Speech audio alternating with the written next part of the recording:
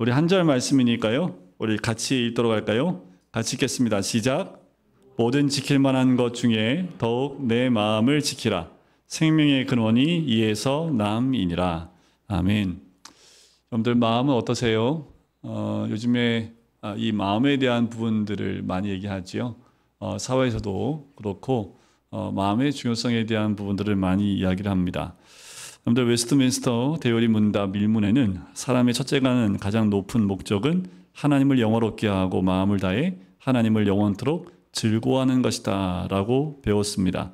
이 대요리 문답 1문에 의하면 마음이 온전하다라는 것은 마음을 다해 하나님을 영원토록 즐거워한다 라고 안내를 하고 있어요. 성경에 보면 여호와의 눈은 온 땅을 두루 감찰하사 전심으로 자기에게 향하는 자들을 위하여 능력을 베푸신다라고 말씀합니다. 전심으로, 그 말은 온 마음을 다해 하나님을 향하는 사람처럼 복된 사람은 없다라는 거지요. 생명의 근원이 어디서 나기 때문에요? 마음에서 나오기 때문에 그렇습니다. 그래서 모든 지킬 만한 것 중에 가장 중요한 게 뭐라고요? 마음입니다. 그래서 생명의 근원이 여기서 남이기 때문이다 라고 얘기하지요. 늘 마음은 괜찮으십니까? 늘 마음은 잘 지키고 계십니까? 우리 현실 한번 생각해 보면 아더 핑크라고 하는 영미권의 아주 유명한 20세기 때 유명한 목사님이 계신데, 이분이 그때 당시에 1990년부터 1940년 그 사이에 활동을 했던 목사님이신데, 그분이 지적했던 말씀이 있습니다. 제가 좀 읽어드려 볼게요. 지금하고 별반 다르지 않는 것 같아요. 당시에 영국과 미국에 있는 교회들을 향한 지적입니다. 주위를 둘러보면 열심히 달리는 사람은 많지만 정작 목표를 향해 뛰는 이는 거의 없습니다. 구원을 말하는 사람은 많지만 구원의 기쁨을 누리는 자는 극히 드뭅니다. 경건의 모양은 넘치지만 경건의 능력은 희박합니다. 경건의 능력이란 우리를 세상과 구별되고 이기적인 삶에서 벗어나게 하며 사탄의 공격을 막아주고 죄를 싫어하게 하고 그리스도를 사랑하게 하며 악한 오류에서 벗어나게 하고 진리를 소중히 여기도록 하는 것입니다. 이 하나님의 능력을 체험한 사람이 요즘은 너무 드뭅니다. 날마다 자기를 부인하고 자기 십자가를 지고 그리스도를 좇는 자는 어디 있는 걸까요? 그리스도를 위해 수치와 모욕과 핍박을 두려워하지 않는 자는 어디 숨어 있나요? 매일 하나님께서 기도에 응답해 주시고 기꺼이 힘과 능력을 보여주시는 자는 도대체 어디 있단 말입니까? 이렇게 지적을 해요. 근데 이 시대에 살고 있는 우리도, 이 한국교회도 이 지적에서 자유롭지 못한 것 같습니다. 21세기 한국교회에 왜 능력을 잃어버리고 있을까? 왜 능력을 잃어버렸습니까? 말씀이 없어서요? 바른 교리가 없어서 그렇습니까? 주를 위해서 많은 수고를 함에도 불구하고 능력을 잃어버리는 교회가 된 데에는 어떤 이유가 있는 것일까라는 거예요. 우리 자신의 삶을 놓고 우리는 잘 돌이켜 봐야 합니다. 우리는 영적 능력을 알고 그 능력을 경험하며 살아가고 있는 신자인지도 돌이켜 봐야 합니다. 참된 구원 얻는 신앙을 가진 참된 신자라면, 그럼에도 불구하고 능력을 잃어버렸다면, 근데 우리 한번 돌이켜볼 필요가 있지 않겠습니까? 무엇 때문에 우리가 능력을 상실한 힘없는 신자들이 되어가고 있냐라는 거지요. 하나님께서는 마음으로부터 생명의 근원이 나온다고 분명히 말씀하고 있어요. 이 말씀은 마음을 지키는 일은 생명을 지키는 일이고 삶의 모든 것을 지키는 일이라는 것이지요. 본문의 맥락은 마음이 하나님의 말씀을 두는 보고이기 때문에 그 누구도 또는 그 무엇도 마음을 열고 말씀을 빼앗아가지 못하게 하라는 것 같습니다. 영적인 능력도 마음으로부터 나오지요. 마음을 지키는 일에서 실패하면 영적 능력은 상실할 수밖에 없어요. 자, 아더 핑크는 또 이렇게 도전을 합니다. 냉랭하고 세속적이고 죽어있는 당신의 마음 때문에 눈물 흘린 적이 한 번이라도 있습니까? 마음을 지키고 청소하고 개선하려고 단 5분이라도 투자한 적이 있습니까? 우리한테 도전을 주고 있는 거지요. 청교도 목사님이었던 존 플라벨이라는 분도 이렇게 얘기합니다. 느슨한 마음으로 이리저리 다니며 종교적인 행위를 하는 것은 어렵지 않다. 하지만 주님 앞에서 우리의 헛된 생각을 바로잡는 것은 굉장히 힘든 일이다. 유창한 말로 능수능란하게 기도하는 것은 쉬운 일이다. 하지만 깨어진 심령으로 죄를 고백하고 값없이 주신 은혜에 녹아내리고 주님의 무한한 거룩함에 압도돼 진실로 낮아지도록 마음을 지키는 것은 영혼을 고통스럽게 할 만큼 힘든 일이다. 죄가 밖으로 드러나지 못하게 억누르고 사람들에게 칭찬받는 행동을 하는 것은 그리 대단한 일이 아니다. 세상 사람들도 상식에 따라 그렇게 살 수 있다. 하지만 내면의 썩은 뿌리를 뽑고 생각을 거룩하게 지키고 마음의 모든 것을 바르게 하기란 절대 쉬운 일이 아니다. 여러분들, 무엇보다 우리가 마음을 지키는 것이 얼마나 중요한지를 얘기합니다. 우리가 신앙생활을 오래 해왔기 때문에 신앙생활에 너무나 익숙해서 우리의 마음이 아닌 우리의 몸은 늘 동일하게 움직일 수 있다는 거예요. 하지만 우리 마음에 있는 뿌리를 뽑을 만한 그 죄들을 주님 앞에서 뽑아버리는 그 시간들이 우리에게 더 필요하다는 거지요. 자, 이것을 보기 위해서 오늘 저는 다윗이라는 한 사람을 함께 보려고 합니다. 왜냐하면 성경에 거의 유일하게 하나님 마음에 합한 자로 표현된 사람이 다윗이기 때문에 그래요. 자, 사무엘 선지자는 사울의 왕위를 폐하고요, 하나님께서 새로 세우실 왕 다윗을 이렇게 표현합니다. 사무엘상 13장 14절에 보면 지금은 왕의 나라가 길지 못할 것이라 여호와께서 왕에게 명령하신 바를 왕이 지키지 아니하였으므로 여호와께서 그의 마음에 맞는 사람을 구하여 여호와께서 그를 그의 백성의 지도자로 삼으셨느니라 하고, 여러분들 이 말씀은요, 사도 바울이 사도행전 13장에서 비시디아 안디옥에서 복음을 전할 때 인용했던 말씀이 바로 이 말씀입니다. 어떻게 하면 하나님께서 내 마음에 드는 사람이라고 말씀하실 수 있을까라는 거예요. 지금도 하나님은 하나님 마음에 합한 자를 찾고 계신다라는 거예요. 여러분들, 우리는 하나님 마음에 합한 자가 되기를 원하고 계십니까? 이 시대에 하나님께 붙잡힌 바 되어 다윗처럼 쓰임받고자 하는 마음은 우리 가운데 있냐라는 거예요. 구약 성경에서 왕들, 특히 유다 왕들의 역사를 읽을 때마다 하나님께서 평가하시는 기준이 누구입니까? 다윗이라는 사실입니다. 하나님께서 솔로몬에게 역대하 7장 17절에 보면 내가 만일 내 앞에서 행하기를 내 아버지 다윗이 행한 것 같이 하여 내가 내게 명령한 모든 것을 행하여 내 율례와 법규를 지키면 이라고 얘기를 해요. 또 하나님은 아하스 왕을 평가하시면서 역대하 28장 1절 뒷부분에 이렇게 얘기합니다. 그의 조상 다윗과 같이 아니하여 여호와 보시기에 정직하게 행하지 아니하고 라고 하세요. 반면 히스기야와 요시야를 칭찬할 때에도 다윗이 기준입니다. 역대하 29장 2절 한번 같이 읽어볼까요? 시작. 히스기야가 그의 조상 다윗의 모든 행실과 같이 여호와 보시기에 정직하게 행하여, 자, 역대하 34장 2절입니다. 여호와 보시기에 정직하게 행하여 그의 조상 다윗의 길로 걸으며 좌우로 치우치지 아니하고. 여러분들, 우리 군강교회 우리 모든 성도님들, 너희는 누구와 같이 그 길을 따라가며 할 때 그 기준이 되는 사람이 누굴까요? 우리 교회에도 그 기준이 되는 한 사람 아니요, 우리 모든 분들이 이 시대에 다윗과 같이 그 기준이 될 만한 그 한 분이 있기를 주의 이름으로 간절히 축원드립니다.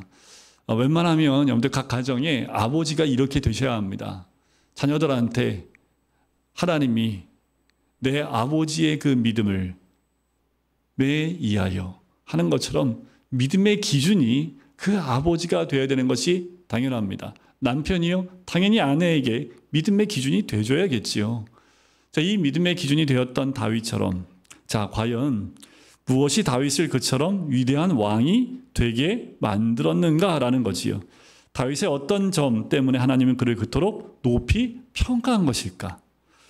사실 다윗은 어떤 사람이었습니까? 목욕하는 여인을 훔쳐봤지요. 훔쳐본 것에 지나지 않고요, 그를 데려다가 동침을 합니다. 그리고 아이를 임신시키게 만들었어요. 그래서 누구 아내인가 알아봤더니 지금 전쟁에 나가 있는 장군, 나의 충성스러운 장수의 아내였습니다. 어떻게 해요? 그 장수를 죽이라고 교사를 하게 됩니다. 하나님께서 다윗을 위대한 왕의 기준으로 삼으신 까닭, 그런 흠결에도 불구하고 그를 마음에 합한 사람이라고 하신 이유가 뭘까냐는 거예요. 여러분들, 우리는 최소한 외도도 안 하고 그 외도한 걸 숨기기 위해서 그 남편을 죽이지는 않잖아요. 그런 다윗인데도 불구하고 다윗이 하나님 마음에 합한 사람이었던 이유가 무엇일까? 그것은 딱 한 가지입니다. 하나님을 향한 마음을 지킨 사람이었기 때문에 그래요. 자, 다윗의 마음 지킴을 볼 수 있는 최적의 자리는요, 기다림과 인내의 영역입니다. 여러분들, 다윗이 사무엘에게 기름 부음 받을 때가 몇 살 때인 줄 아세요? 10대입니다. 10대.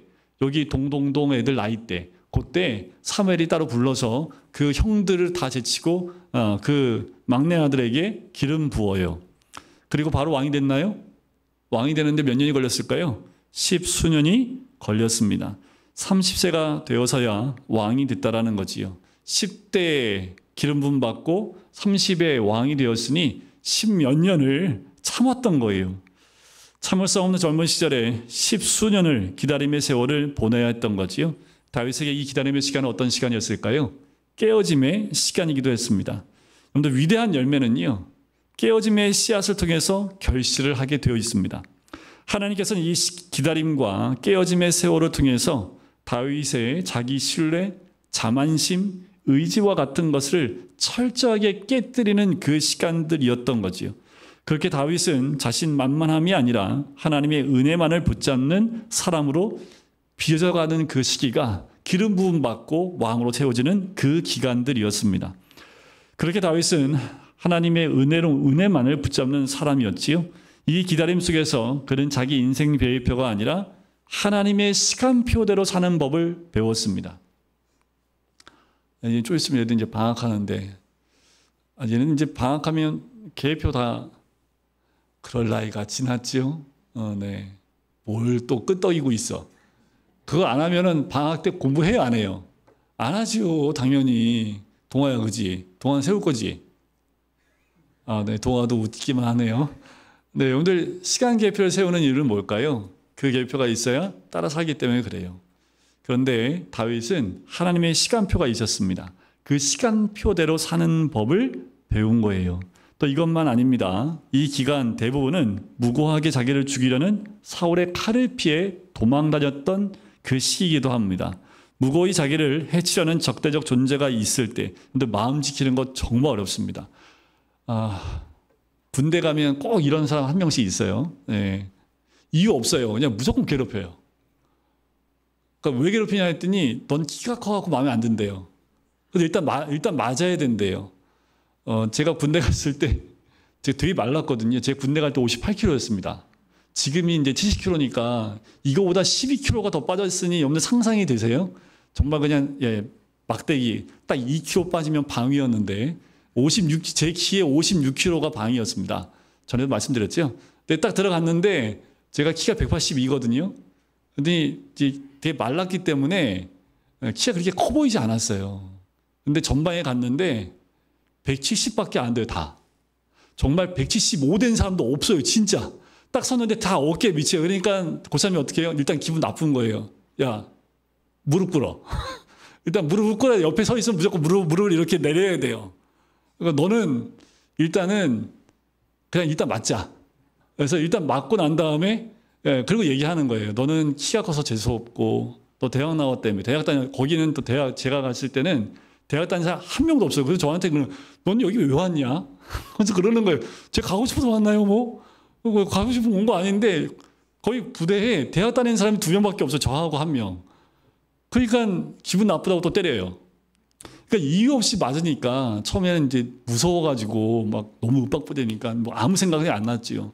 근데 이유 없이 계속 괴롭힘을 1년, 2년 당하면요. 사람 마음이 어떻던가요? 정말 단단해질 수밖에 없습니다. 마음 지키는 게 굉장히 힘들어요. 왜 회사 가면 그 있죠. 옆에서 괜히 괴롭히는 사람. 이런 사람도 있어요. 괜히 잘해주는 분도 있습니다. 측은지심에 그냥 너무 괴롭힘 받으니까 잘해주는 사람도 있긴 해요. 근데 아무 이유 없이 맨날 힘들고 해치려는 사람 주변에 있으면 마음 지킨다는 것이 참 쉽지 않습니다. 저도 그때 예수 믿지 않았다면 탈영했을지도 몰라요. 정말 너무 힘들어가지고 또 때리는 사람 키가 작잖아요. 같이 키가 작으면 맞을 때 제대로 맞습니다. 제대로 맞으면요, 그게 안 아파요. 근데 키가 작아갖고 이렇게 때리는데 꼭 저를 때릴 때는 여길 때려요. 다른 사람 여기 맞는데 전 여길 맞아요. 키가 크니까. 그럼 여기 맞으면 입안이 다 터지거든요. 그러니까 입안 터지면 또 이렇게 와요. 불러요. 그래서 너 왜 터졌냐? 물어요. 지가 때려놓고. 그럼 저는 뭐라고 대답해야 돼요? 가다가 부딪혀서 그렇습니다. 그치? 하고 넘어가요. 이게 마음이 참, 그때는, 지금은 그러면 큰일 나죠. 근데 그때는, 그냥 집합하면 그냥 이유 없이 맞았던 때이기도 하지요. 옛날이긴 한데. 근데 그때 그 마음 지키는 것이 그렇게 쉽지는 않습니다. 사도 바울을 보세요. 다윗을 보세요. 사울한테 왜 죽을 것 같은 고난을 당합니까? 창을 2번이나 죽이려고 했던 그 일들이 2차례나 반복되지요. 우리도 인생에서 비슷한 일을 겪을 수 있습니다. 누군가 이유 없이 여러분을 적대할 수 있지요. 이때 어떻게 마음이 상하지 않을 수 있을 수 있겠습니까? 그 마음을 지킨다는 것 결코 쉽지 않지요. 다윗은 몇 년을 버텼을까요? 10수년 계속되었지요. 사람은 경우로부터 자유롭기가 어렵습니다. 그런데 다윗은 마음이 망가지지 않았어요. 그는 마음이 굳어지지도 상하지도 또 강팍해지지도 않았어요. 참 대단한 사람입니다. 그 정도 되면 마음이 정말 굳을 만큼 단단해졌을 텐데 그러지 않았다라는 거예요. 사울이 던진 창을 오히려 뽑아서 던질 만한 힘이 있었음에도 불구하고 그러지도 않았다라는 거지요. 다윗은 이 긴 기다림의 세월 속에서 그리고 무고히 자기를 적대하는 왕에게 쫓기면서 억울한 감정, 마땅한 대접을 받지 못하는 것에 대한 분노, 무고히 당하는 고난을 겪었던 거죠. 여러분들 이런 걸 당하고 있는 우리들이 있을 수 있습니다. 이 정도면 사람은 거의 마음이 망가지게 됩니다. 하지만 그는 자신의 그 심정을 하나님께 쏟아내는 법을 알았어요. 이게 다윗이 다른 점입니다. 다윗이 쓴 시편 150편 가운데 거의 반 이상이 다윗의 기도입니다. 그 중에 대표적인 것이 시편 57편 1절과 2절입니다. 한번 같이 한번 읽어볼까요? 그런데 혹시나 다윗처럼 그런 고난 가운데 있는 분들이 있다면 이 시편 57편 1절과 2절을 여러분들 한번 같은 심정으로 읽어보면 좋겠습니다. 같이 읽겠습니다. 시작. 하나님이여 내게 은혜를 베푸소서. 내게 은혜를 베푸소서. 내 영혼이 주께로 피하되 주의 날개 그늘 아래에서 이 재앙들이 지나가기까지 피하리이다. 내가 지존하신 하나님께 부르짖으며 곧 나를 위하여 모든 것을 이루시는 하나님께로다. 아멘. 하나님께 마음 다 쏟아낸 거예요. 그 마음이 무너져 내리지 않도록, 그 마음이 굳어지거나 깨지지 않도록 다윗은 그렇게 하나님께 마음을 쏟는 것, 긴 기다림과 깨어짐의 시간 동안에 심령이 상하고 마음이 망가지는 것으로부터 다윗을 지켜낼 수 있었던 방법입니다. 또 마음 지킴과 관련해서 두 번째 생각할 요소는요, 하나님을 사랑하는 거예요. 그런데 믿음은요, 믿음의 대상인 하나님을 향한 사랑과 분리될 수 없습니다. 청년들과 한 30분 동안 이제 2층에서 함께 얘기를 나눴는데 믿음이 뭐냐고 다 질문을 해봤어요. 각자의 다 답이 달라요. 그런데 믿음은 이렇게도 얘기할 수 있습니다. 하나님을 향한 사랑과 분리될 수 없다라는 거지요. 하나님을 사랑하지 않는 믿음은 거짓 믿음입니다. 그래서 주님은 모든 계명 중에 첫째가 뭐냐고 질문하는 서기관에게 첫째가 뭐예요? 마음과 목숨과 뜻을 다하고 힘을 다하여 주 너희 하나님을 사랑하라. 그리고 이웃을 자신과 같이 사랑할 것이라. 신앙은 하나님을 사랑하는 겁니다. 우리는 다윗이 얼마나 하나님을 사랑했는지 그의 시편들과 사무엘 상하와 역대 상하에서 기록해서 볼 수 있지요. 그가 역사의 무대에 처음 등장했던 골리앗과의 싸움에서 아주 극명하게 드러납니다. 하나님을 모독하는 골리앗을 참지 못하지요. 너는 칼과 단창으로 내게 오거니와 나는 만군의 여호와의 이름 곧 내가 모욕하는 이스라엘 군대의 하나님의 이름으로 내게 나아가노라. 골리앗을 대적하는 다윗에게서 우리는 얼마나 하나님을 사랑했고 그 이름을 얼마나 지키려고 했던 마음이 있는지를 알 수 있지요. 시편 84편 말씀에 보면 고라 자손의 시라고 나와 있는데 이것은 스펄전은 이 시를 다윗의 시로 보기도 합니다. 우리 시편 84편 10절 말씀을 같이 한번 읽어볼까요? 읽겠습니다. 시작. 주의 궁정에서의 한 날이 다른 곳에서의 첫날보다 나은즉 악인의 장막에 사는 것보다 내 하나님의 성문 문지기로 사는 것이 좋사오니. 신앙은 이런 것이지요. 다윗은 하나님을 이렇게 사랑하고 좋아했기 때문에 마음이 망가지지 않은 겁니다. 사람이 고생을 많이 한다고 마음이 망가지는 게 아니에요. 사랑하는 가족이 있으면 힘들어도 견뎌낼 수 있습니다. 그만큼 사랑이라는 것이 우리의 마음을 붙잡아 줄 뿐만 아니라 망가지지 않게 해요. 그래서 부모는요, 자녀에게 그냥 이유 없는 사랑을 계속 부어주는 거지요. 그때 이 사랑받고 자라난 우리 자녀들은요, 세상에 나가서 어려움들을 이겨낼 수 있는, 그 마음이 무너지지 않을 수 있는 그 마음을 가질 수 있는 거지요. 신앙은 영원토록 하나님과 사랑에 빠지는 겁니다. 다윗에게 하나님은 그런 분이셨고 이것은 다윗의 마음을 지켜주었습니다. 자, 세 번째로 우리가 주목하려고 하는 부분은 자기 살핌입니다. 다윗은 자기를 죽이려고 쫓아오는 사울을 죽일 기회가 2번 있었어요. 자, 사울이 3,000명의 군사를 데리고 다윗이 있는 엔게디 광야로 수색을 나왔습니다. 그때 사울이 잠시 뒤를 보기 위해서 굴로 들어갔는데 마침 그 굴 안에 누가 있었어요? 다윗과 함께하는 사람들이 그 안에 있었습니다. 부하들이 얘기하지요. 하나님이 지금 사울 원수를 다윗 당신에게 당신 손에 맡긴 겁니다. 넘겨준 겁니다. 라고 얘기를 해요. 하지만 다윗은 죽이지 않고 뭐 했어요? 옷자락만 살짝 뺍니다. 자기 손을 들어서 하나님의 기름 부음 받은 왕을 치는 것 합당한 일 아니라고 여겼기 때문에 그래요. 사울을 살려줘서도 그의 옷자락 뺀 것 때문에 마음에 힘들어했던 사람, 마음에 찔려했던 사람이 다윗의 순전했던 다윗의 모습입니다. 자, 이렇게 사울을 살려준 일은 다시 한 번 있었지요. 성경은 다윗의 마음이 하나님 앞에서 순전했을 뿐만 아니라 친히 원수를 갚지 말고 하나님께 맡기라는 말씀에 그가 어떤 행태로 순종했는지를 보여주고 있지요. 그런데 다윗처럼 이런 상황에 오래 겪다가 우리가 무너지는 순간은 속에서 복수심이 일어날 때입니다. 여러분들, 복수심이 일어날 때 우리가 정말 힘들어하는 건 뭐냐면 이런 복수심의 미움이 꽉 차 있을 때입니다. 이때 우리는 사랑할 힘을 잃어버립니다. 미움의 지배를 받게 되지요. 이 틈을 마귀가 가만두지 않아요. 마귀가 공격해 들어옵니다. 이 점에서 우리가 마음을 지킨다는 것은 영적 전투와 같아요. 마귀는 계속 정당한 대처를 하라고 얘기합니다. 하나님께서는 원수를 친히 갚지 말고 선으로 악을 이기라고 말씀하지요. 로마서 12장 19절과 21절입니다. 우리 같이 한번 읽어보겠습니다. 시작. 내 사랑하는 자들아, 너희가 친히 원수를 갚지 말고 하나님의 진노하심에 맡기라. 기록되었을 때 원수 갚는 것이 내게 있으니 내가 갚으리라고 주께서 말씀하시니라. 악에게 지지 말고 손으로 악을 이기라. 아멘. 여러분들, 손으로 악을 이기라는 거지요. 심지어 원수를 사랑하라고 하십니다. 누가복음 6장 27절 28절 이것도 같이 읽을까요? 그러나 너희 듣는 자에게 내가 이르노니 너희 원수를 사랑하며 너희를 미워하는 자를 선대하며 너희를 저주하는 자를 위하여 축복하며 너희를 모욕하는 자를 위하여 기도하라. 이 말씀은 우리가 맺고 살아가는 모든 관계에 예외 없이 적용이 됩니다. 하나님께서 이렇게 말씀하시면 우리 마음을 지키시고 보호하시려는 거예요. 왜냐하면 마음을 지키지 못하면 모든 것을 다 잃어버리는 것과 같기 때문에 그렇습니다.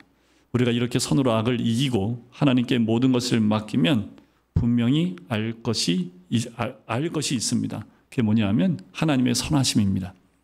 하나님의 선하심을 맛보아 아는 것은 우리가 원하는 대로 상황이 전개된 게 아니라요.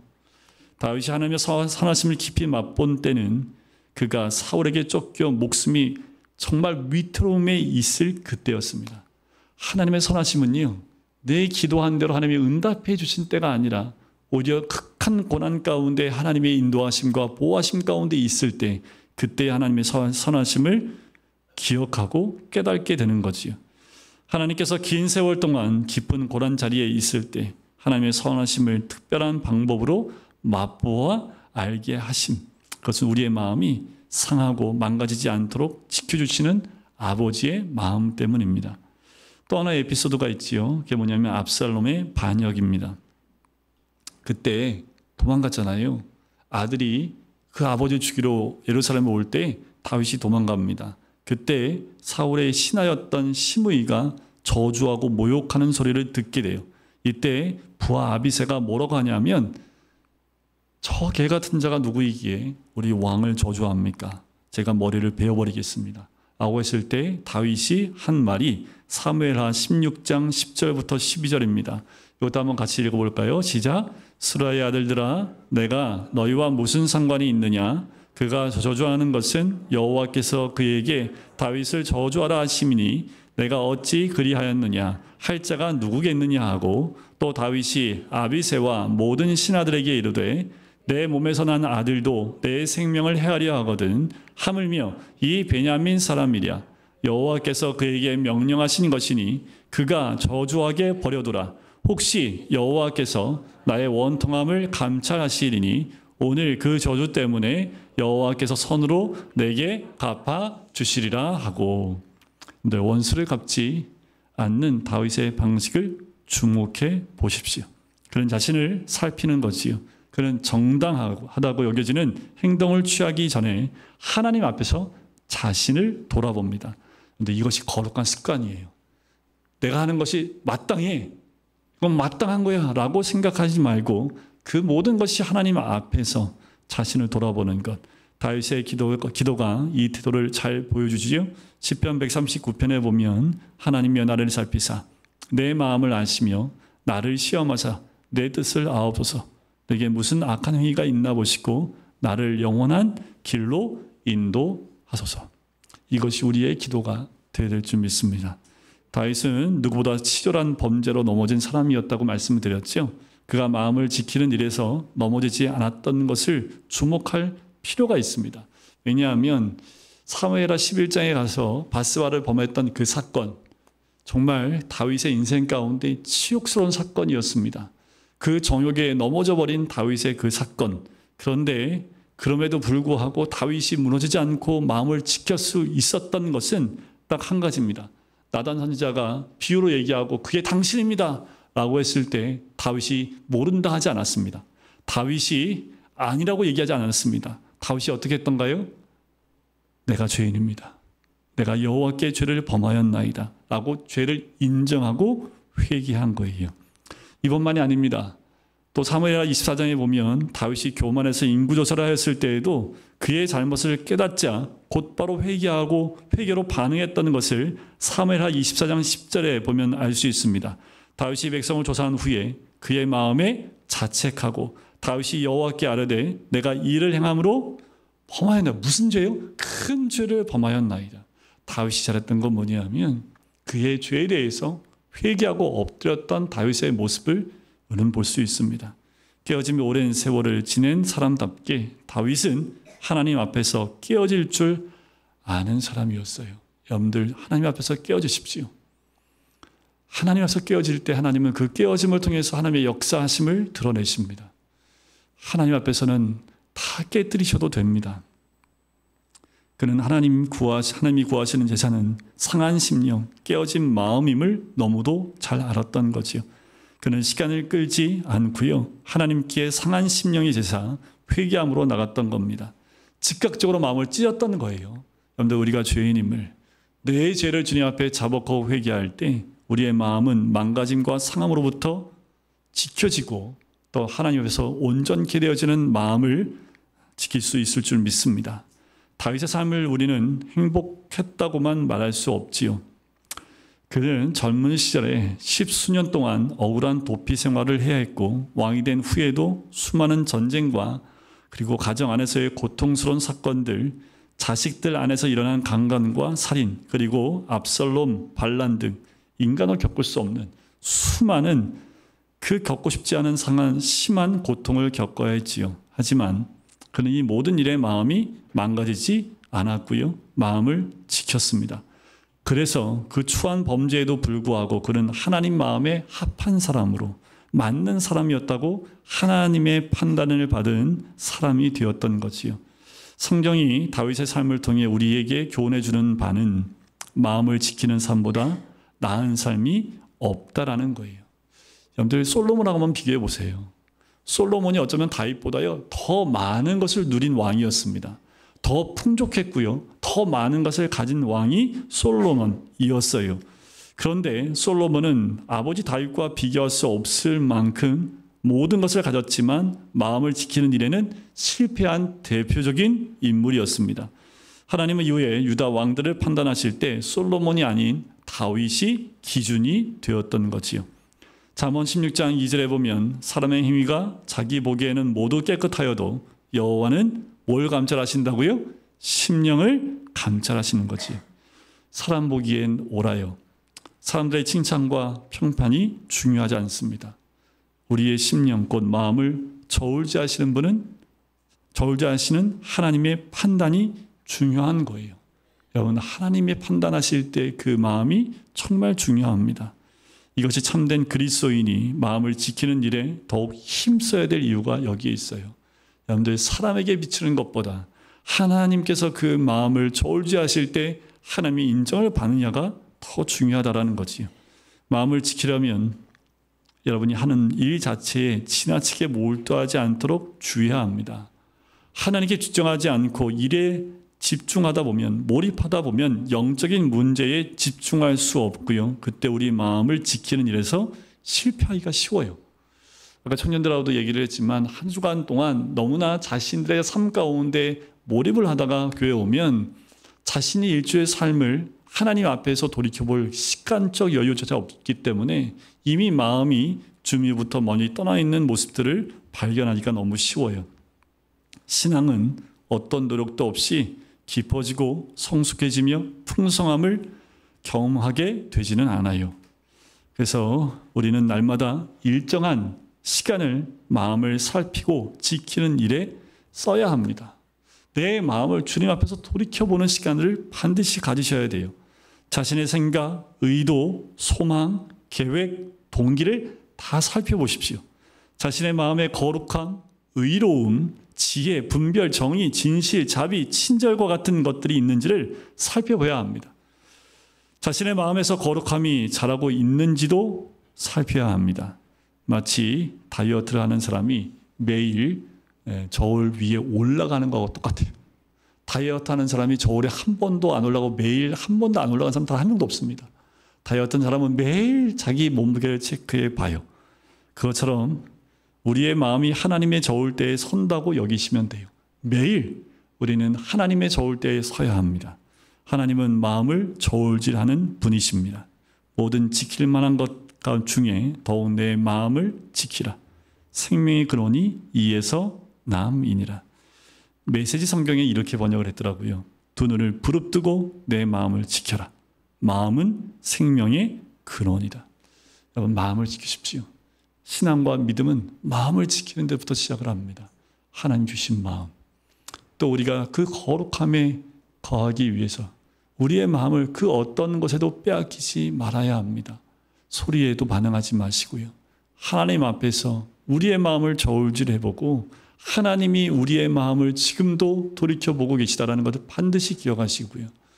매일매일의 삶이 주님의 저울 위에 있다는 것을 우리가 깨닫게 된다면 우리의 마음을 지키는 일을 여러분들 소홀히 하지 않을 겁니다. 매일 매순간 아침에 말씀에 내 마음을 두고 저울질하는 우리 성도님 되시길 주님 간절히 축원드립니다.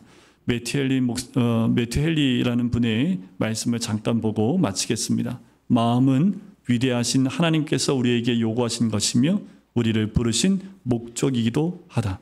마음을 온전히 드리지 않는 한 우리가 무엇을 바치든 주님께서는 받지 않으실 것이다.